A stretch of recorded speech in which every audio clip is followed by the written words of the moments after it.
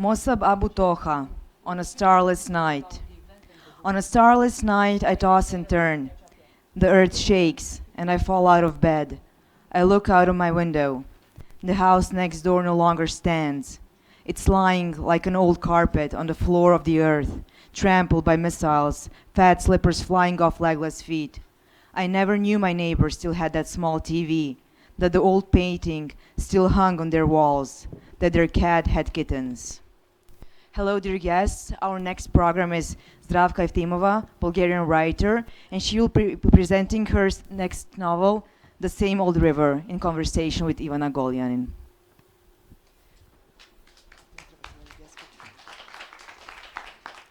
Dobrodošli. Hvala svima koji su danas ovdje sa nama. Sa nama je Zdravka Evtimova, bugarska književnica i prevoditeljica, višestruko nagrađivana i prevođena. Njene kratke priče i romani su objavljeni u više od 30 zemalja, a mi ćemo danas razgovarati o njenom romanu Ista rijeka, koji je sa bugarskog preveo za Bajbuk Žarko Milenić. Radi se o romanu, dakle roman otkriva priču o 3 sestre koji žive u malom bugarskom selu, čija je svakodnevnica na različite načine povezana sa ljudima, pripadnicima najnižeg sloja društva. Roman je o nesretnoj ljubavi, o pronalaženju sreće u nekim usputnim stvarima, ali u isto vrijeme i roman koji govori o velikoj ulozi književnosti. Zdravka, welcome to Sarajevo, welcome to Bukstan. I'm pleased to have you here with us. Your novel, The Same River, was translated from Bulgarian by Žarko Milenić. It was translated as Ista rijeka.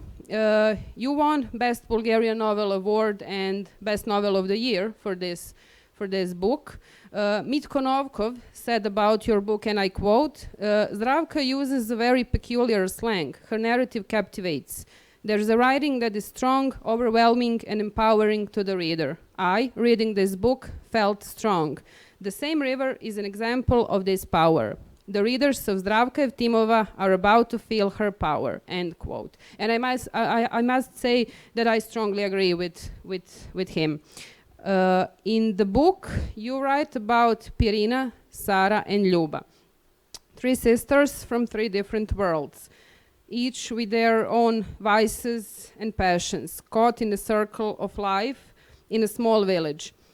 The novel is powerful, sad, and cheerful at the same time. That would be my reading. For start, can you tell us a bit more about you working on the novel? How was it? Was it challenging? What were your main goals? And I read somewhere that this is a sequel, some kind of sequel of one of your stories from a book collection called The Mole's Blood. Correct me if I'm wrong. Yes, you're right. Yeah. The same, and how the title of the book, The Same River, captures the story in the novel. I first wrote something like a long story, novella length, about 40,000 words, and it was called I Will Save Your Life. I translated it into English, and to my great surprise, it was accepted for publication very quickly, within a month. It has happened for the first time in my work with American publishers. Then I have almost forgotten the contents of this long short story. It was about a girl who reads a lot, who is lonely, and who goes about carrying her books with her. Ever since I was born, I imagined somebody who read a lot and lived in her books.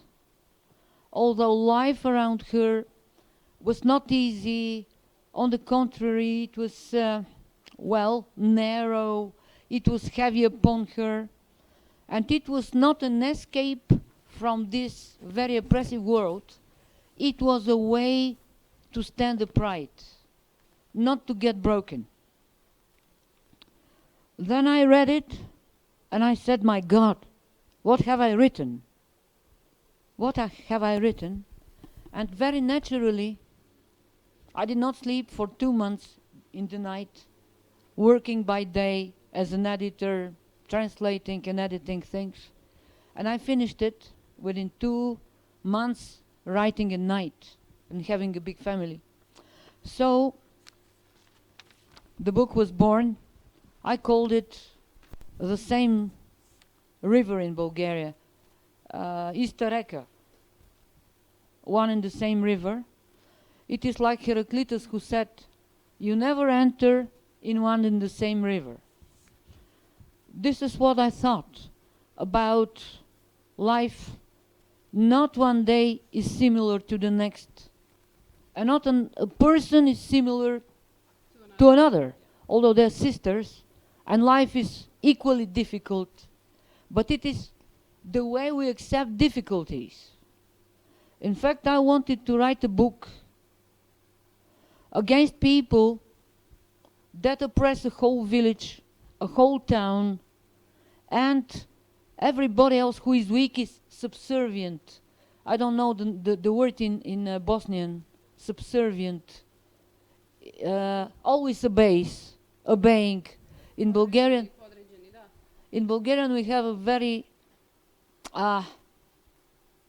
bad word which is called podmazvač. Somebody who obeys everybody, the strong ones.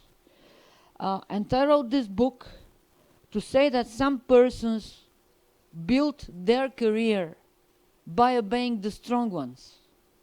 But my goal, as a person who is very often on the weak side, on the side and together with the weak people, my goal was to write about people who do not give in. Ne se predavat.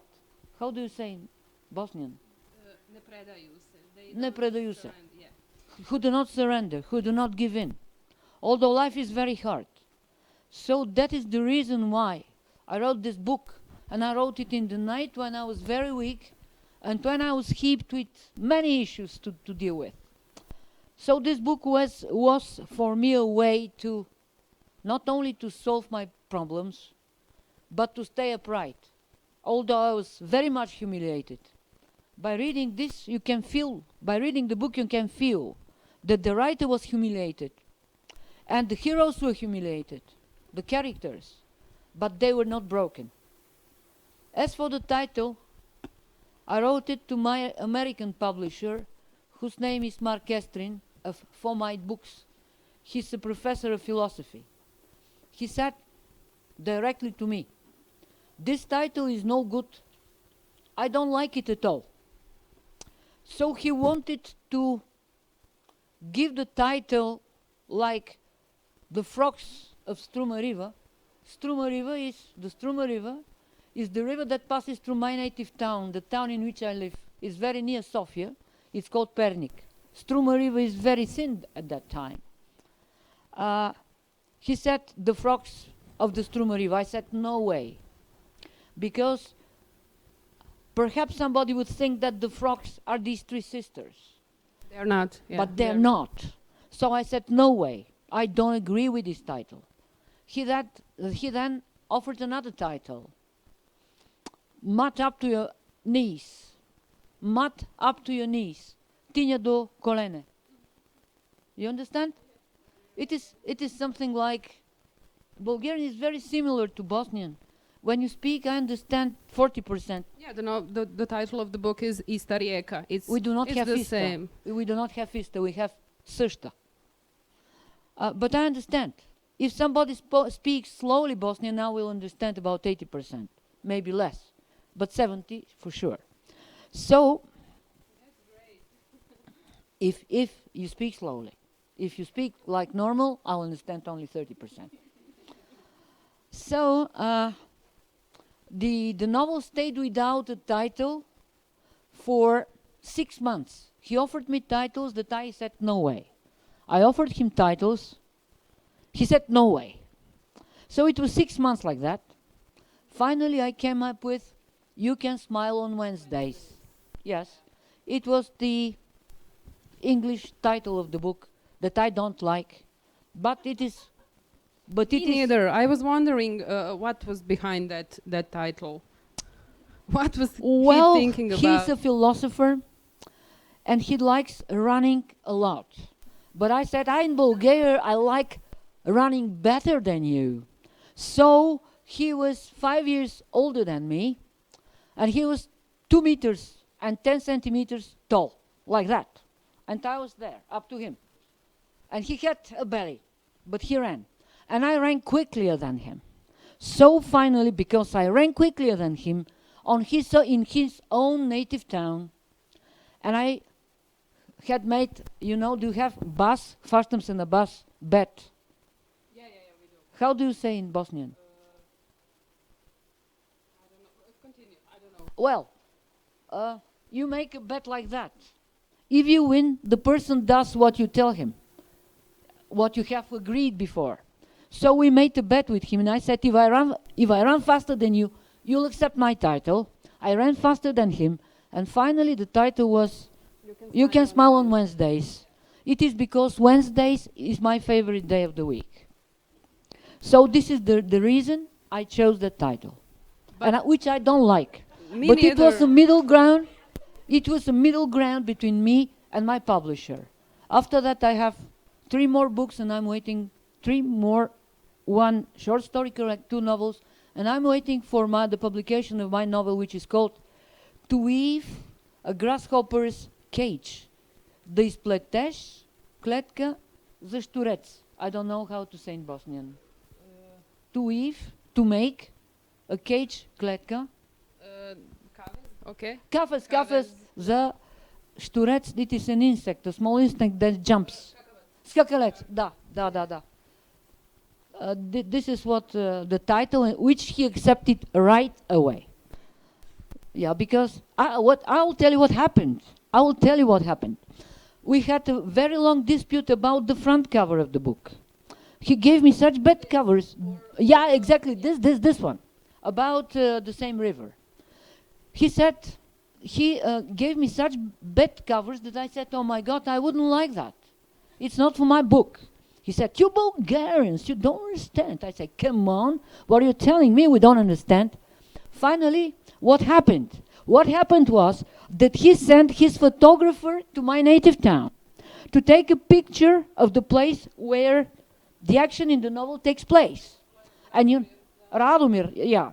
What happened was, this guy had tattoos all over the place, here, on his hands. And he had some piercing. In Bulgarian, when you put on a pig an iron in his muzzle, so that the pig wouldn't be able to dig into the ground, we call this belchuk. I don't know if you have such a word in Bosnian. And this guy was called Steve. Steve was a young guy, Steve. He was the photographer of my American publisher. Steve came to Radomir. And at that time, I was giving lectures in English to the school that is mentioned in the book. It is called Manjata, which means food, but not very good food. It is a school teaching cooks. And I say, "Come on, Steve, if you want to see a Bulgarian school of cooks, I will take you there." He said, "Oh, come on, I'll go." But I said, "I have 2 conditions. The first condition is put a shirt with long sleeves. I don't want the students to have bad dreams or horrid dreams. And my nightmares, true nightmares. And my second condition was, take those piercing of your mouth, because they will think that you are a man-eating, photographer." So the guy first opposed, like his boss. But it was my ground, and it was my town. And I said, "No way, otherwise you will not make a picture." And he said, "But you won't have your book published." I say, "What? If I don't have it with your publisher, I'll have another publisher. You don't know me." And he said, "Oh, well, I know you." So he took off his piercing, and he looked quite normal. Just here, 2 scars, big scars from the piercing. When he came to the school, there was a young teacher, as young as she, Desislava. Her name was Desislava. And when I saw her, he made like that. Imagine, he is very tall and very thin. And she is not very tall and quite plump. And he said like that. staring like that. And she teaches English. And her students are not very, very good, to say the least. They were rotten. However, the students, well, he entered one of the lessons. They liked him and they asked me, "Oh, Zdravka." They call me Zdravka, not Mrs. Evtimova, because I was helping them to pass the examinations, the very hard examination in English. "Who is this guy? He's wonderful." And I said, "Come on, he's not wonderful." And the outcome, the result was that Radomir was increased by 2 American boys, and USA was increased by 2 Bulgarians, young boys, very good. Desislav's son and his sons. And he refused to go back to the United States. So I told my publisher, philosopher Mark Estrin, "Mark, come to Pernik to Radomir." And his wife, Donna Bister, who is in fact the copy editor of the book, he said, "No way, Mark will stay with me." So this was about the history of the book. It waited for its title, it waited for its front cover, and now Steve teaches English at Manjata School in the town which I have described here.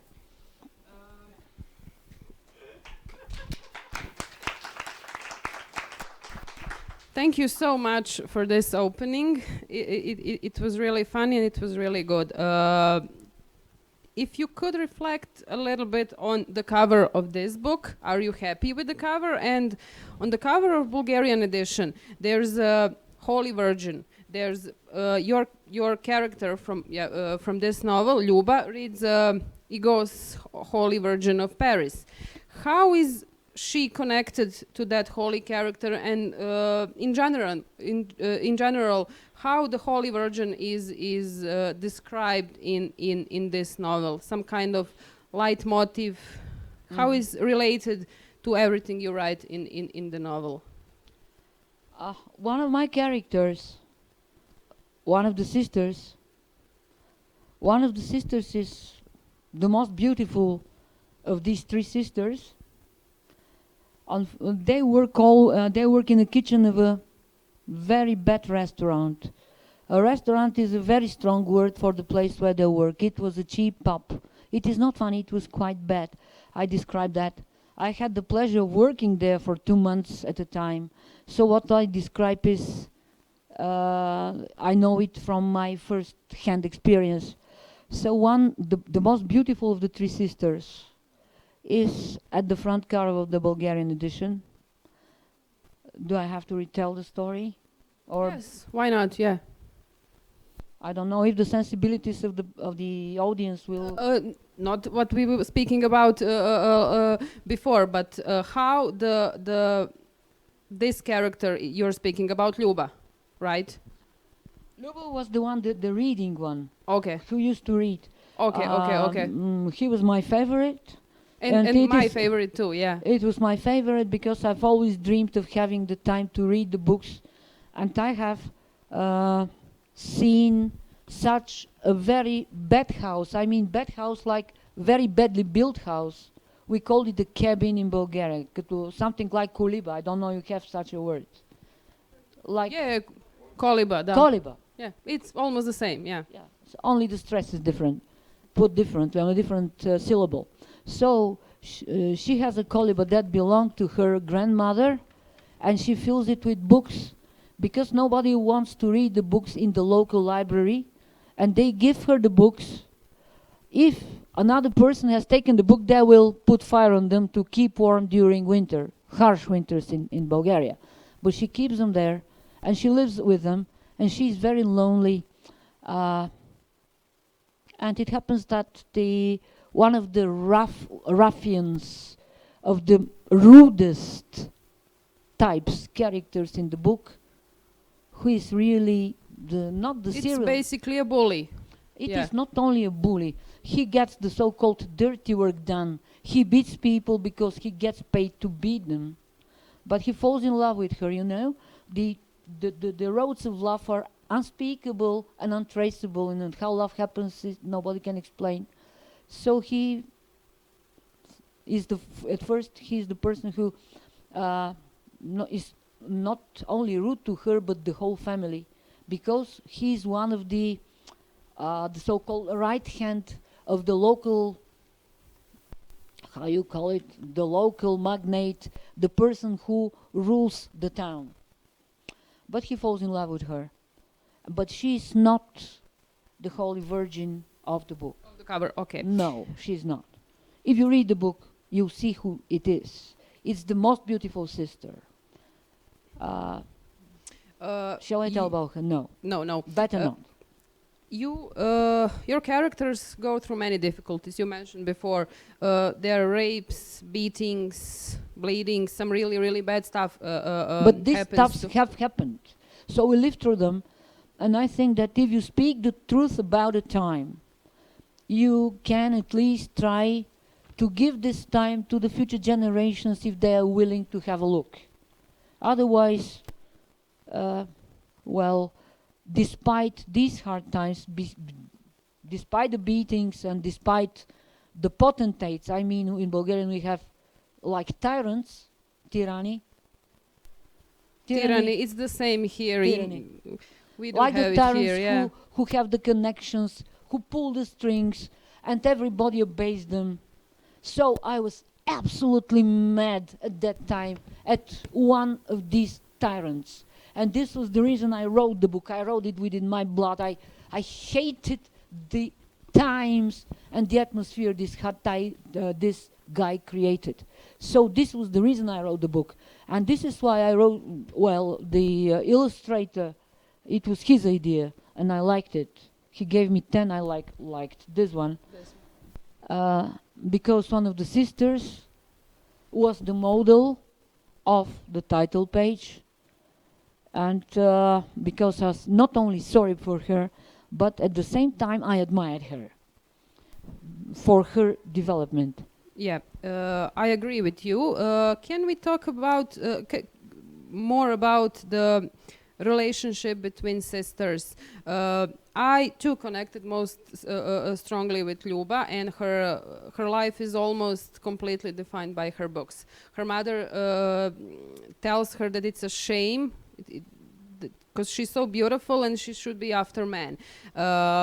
For her mother, she's missing a lot because of the books. Can we say something more about her relationships with her sisters, with her parents, and all that family situation going on in the novel? With more details, but not to spoil the book. Well,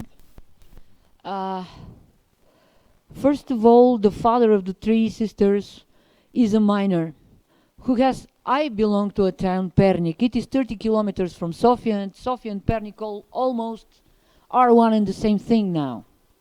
And in Pernik we used to say that if a person from Sofia comes to Pernik, we said, he comes from the big village. He's not good for us. You know, Pernik is such a town. So, Pernik is a miner's town. There used to be coals, and most men worked like miners.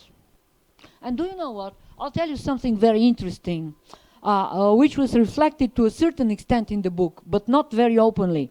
You know, in Pernik, especially in the villages through which Struma River passes, and in Pernik, my native town, the town where I live, there is no woman beaten or humiliated. And why? Especially if the woman has freckles. Lunichki, you know, how's that in Boston? It's not the same in Bulgaria. It's not pjagice, it's lunichki. Like the moon. You have moons on your skin, small moons. This is what? It's beautiful description, yeah. Yeah. Oh, well, you can know. Well, so it was, the parents were very happy. If a little girl, if a little freckled girl with pjagice was born, a girl with pjagice was born in the family. Why? Because it was believed that a girl with pjagice will grow into a woman with pjagice. And a woman with pjagice, I have ones all over the place, has two basic skills. The first one, he can graft trees. What is this graft? Присаждам, ашладисвам. Kalemim. Calemi trees. And the second one is to make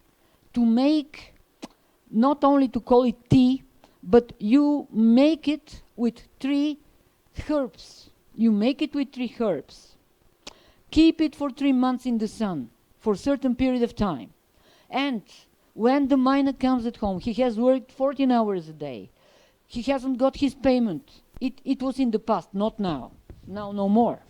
But it was not a legend, it was truth.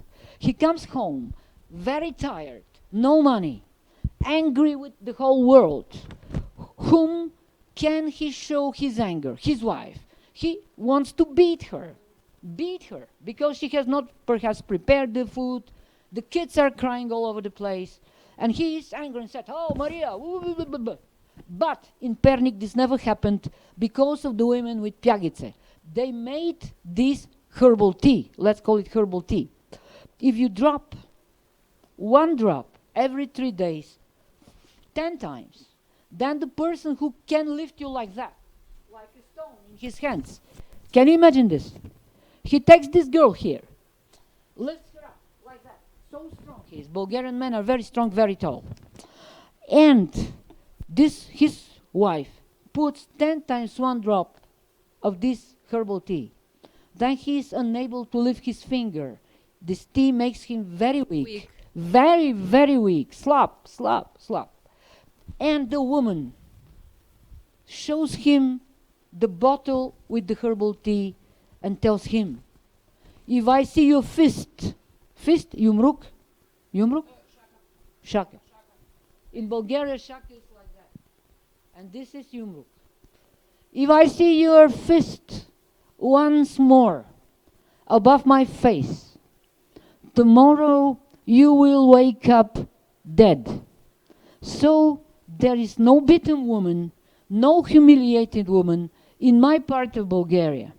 And it is in a certain way reflected in the sister, the most beautiful one. I'm not going to reveal what she does because it is not convenient now. Yeah. If you are interested, you'll see. But she has this mentality. I will not let the world make fun of me. I will not anyone beat me. I will not let life break me. I will not let a tyrant break my neck. This is the reason I was so angry with this tyrant that I wrote the book. And this is the reason I somehow like these sisters. And their father and mother, the father, as I told you, he was a miner. There was an incident in the mine and his leg was broken. His wife had those 3 girls. She works in the field. She waters the garden. She takes care of the girl. And this person, the husband with broken leg, is so very lonely. They're not rich. He reads old newspapers that he takes from the library. And his wife, another man falls in love with her. But she does not go to the other man because she said, I'm so sad about the father. I'm really, really moved by his, although I have written this long time ago, this book. But when I wrote about this man, I saw my father in him. That is the reason I love him. She refuses to go to the other man. This is about the father and the parents of these 3 sisters. Yes, and that's basically the way how you did manage to preserve a hope in this story, despite everything sisters have been through. I would like to talk about a little bit about technical details. You write about third-person chapters are alternate with first-person chapters. It's narrated by one of the main characters. How is her voice different from the others, and what did you want to achieve with this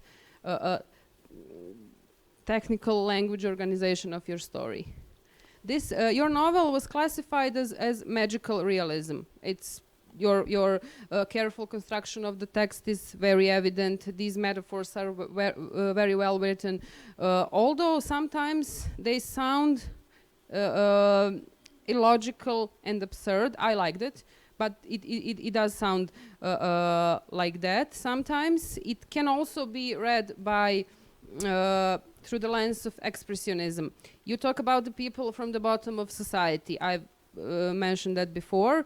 Gypsies, morons, all kinds of outsiders, but you do have a very bright observation on their life. Can we tell more about that? What genre would you classify your novel, and how important is these categories to you, and how limiting are they? Talking about this book and talking about everything you wrote in this in your lifetime. I would like to share with you one sentence by Jack London. He says that if you want a book to live on, this book should preserve the spirit of the time. It should preserve and keep the spirit of the time. So my deep belief is to write realistical books, to use realism, and I love reading realistic books. Why? Some people say that there is poetry sometimes, but even in the ugliest things and in the most beautiful thing there is poetry. I have never planned, for example, I write this chapter in the third person, or this chapter, the next one, in the first person. It happens like that. I was so very busy while I was writing it. Some of the chapters I wrote on the train. I use usually night trains to travel. Another chapter I wrote on the plane. Other chapters I wrote when I was somewhere. Maybe I was in Germany, invited for a short story collection there. So it is because it is like life. You do not you can plan your life, but your plans go to the dogs most of the time, and it happens the way life wants it. This happened with the book I wrote. I did not plan it. I just wrote it because I was so angry with the tyrant. And I so much liked the people that suffered under him. And I said, I can't go and beat him, although if I hadn't written that book, I would have met him and I would have beaten him. Otherwise, they might have thrown me in jail for that. But fortunately, I wrote the book. And when he read it, he said, you wrote about me. I told him, you're lucky I wrote the book, otherwise you would be dead by this time. Yes, I told him that. He said, oh, do you think so? Now he's no tyrant no more. Mainly because of this book, because many people just saw him and knew who I was writing about. And I was so happy. Thank you. Yeah. How is this novel connected to your previous work? Could you reflect a little on the manner in which your style has evolved through all these years? You write in different forms. You write short stories, you write novels. How do you feel about short stories compared to novels? Short stories. Sorry. What do you think? You mentioned before. What do you think the main problem with the contemporary Bulgarian novels are? What's the main problem writers in Bulgaria have? I don't think that Bulgarian writers have problems with novels. It is different styles. It is different approaches to reality. It is very, very fashionable to be postmodern now. Realism is not very popular. Yeah. Not very popular because it is dangerous. It is dangerous. This guy knew I was writing about him. He could have met him. He could have met one of my, not children, because I have two sons who are very strong. And no, That's I have good, a girl as yeah. well, but she's even worse than my sons. So realism is something that is, well, a hole in front of you. You dig your hole, you fall into it, And this is why I like it. It is very good to write postmodern things. We have a very good writer, Georgi Gospodinov, you know, Time Shelter, his novel won... Vremensko sklonište je. Da. Ivana. Yes, the International Book Award, and we are very happy about it. It was, in a way, reflection on the drawbacks of socialism and the socialist system. It is a very good book. I very strongly advise you to read it. I very strongly advise you to read it. My approach is different. Yes, socialism already has gone. It cannot do you any harm now. To write about socialism means to be able to analyze it. And also, in practical terms, it gives you awards, literary awards, prizes. When you write about realism, about things that happen now, about problems that people live through every day, is dangerous. It is not only dangerous, it is not very well met by literary criticism, but it is a very good challenge to write something that critics are afraid of to read, or to write about something that gives pain in your mind, gives pain in your blood. But what is pain? Pain is a warning signal that something is wrong, and you have to struggle. This is the reason I write about issues, let us call them, with the very open word problems that we have. But when you write about problems, you turn them into challenges. And when you have a challenge, you overcome the challenge. If you have only problems, they can bury you. I don't believe in persons who allow to be buried by problems. This is the reason I write.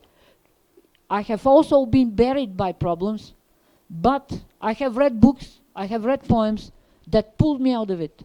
So I hope that if my book help one person to get out of the hole, to get out of the abyss, бездна, I don't know the Bosnian word, propast. Бездна. To get out of the бездна you have fallen in because you're weak and everybody is weak.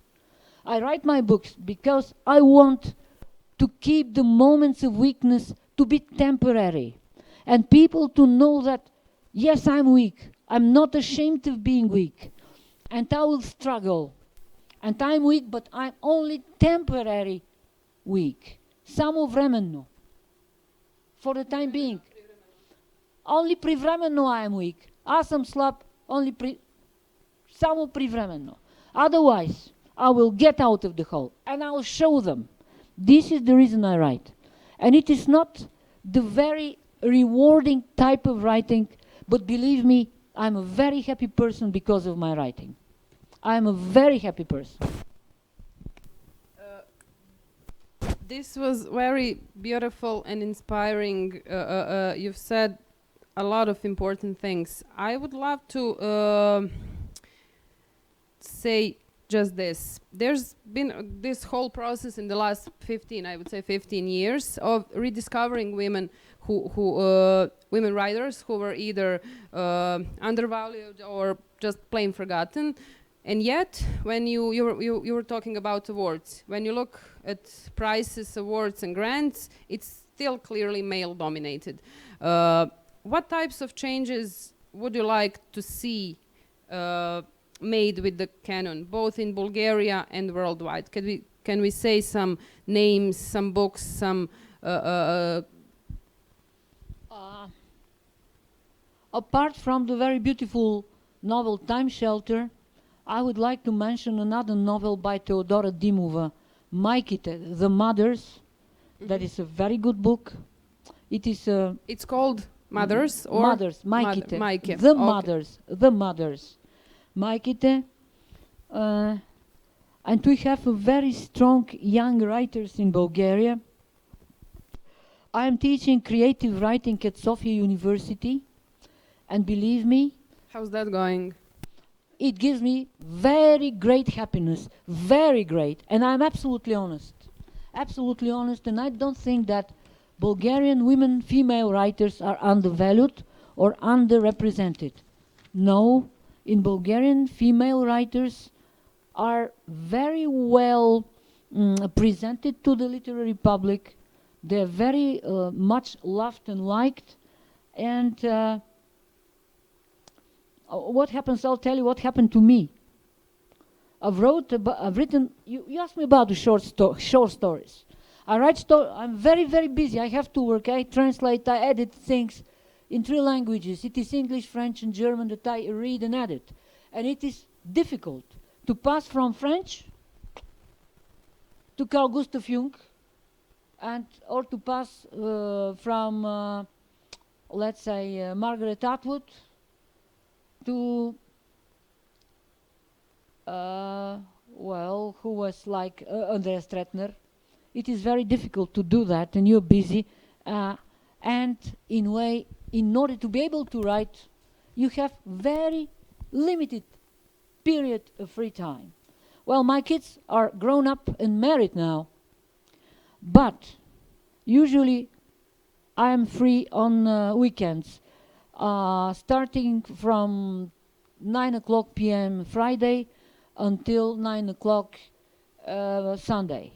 And my daughter brings directly her 2 daughters to me, and they said, "Grandma, we love you." But I say, "I have to write." No writing. We love you. We want ice cream. This is what happens. So when I have time, my head is full of stories, not only of stories, of people. So when I have free time, I write about them. And it happens that a short story is born like that. It is not that I don't want to write novels. I die to write novels. But the time is so limited that only a short story can squeeze through this very, very, very narrow hole in my time. You wrote about female writers. I'm very proud of Bulgarian female writers and of Bulgarian male writers as well. Because, we used to be 9 million, now many people immigrated, and we have 5 million point 0.8 or 0.9. And many people, no matter where you go, you can go to a very small village in the Rodopi, Planinite Rodopi. Have you heard about it, Rodopi? You can go to the Danube, Vidin, a small town called Vidin. You will meet very, very talented people there. And one of my tasks that I have set before me is to find the talent of these people. One could be an accountant. Another can make sandwiches at a small sandwich shop. When I see a talent, I tell the person, "I can see your talent. You were born to develop your talent." And when I see somebody who curses, psuva, I see that this is a very unhappy person, or somebody who is arrogant. He is an unhappy person because he has ruined his talent. He has stepped on his talent, and like that, he ruined it with his foot. Because he obeyed somebody. Because he is not consistent, not hard enough to go on to write. Because in Bulgaria, you don't make money by writing. I tell my students at Sofia University, look at me. I put bread on the table. Neither in Bosnia. It's the same. Oh, well, yeah. well. Then we're friends.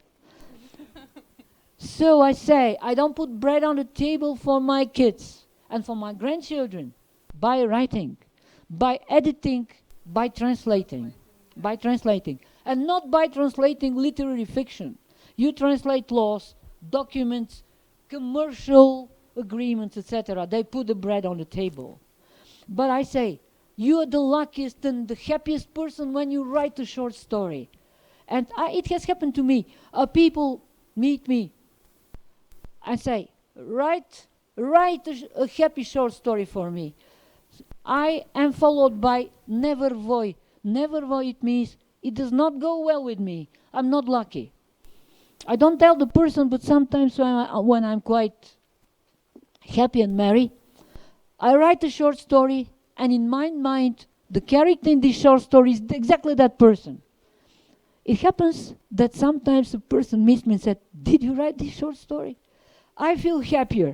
And it is the best money that I have got for my short stories. And somebody likes a short story I've written and said, "Come on, I'll buy you a coffee." This is the best money and the best coffee ever. You can be a happy person by writing. You can put bread on the table by translating and editing, but you're happy by writing.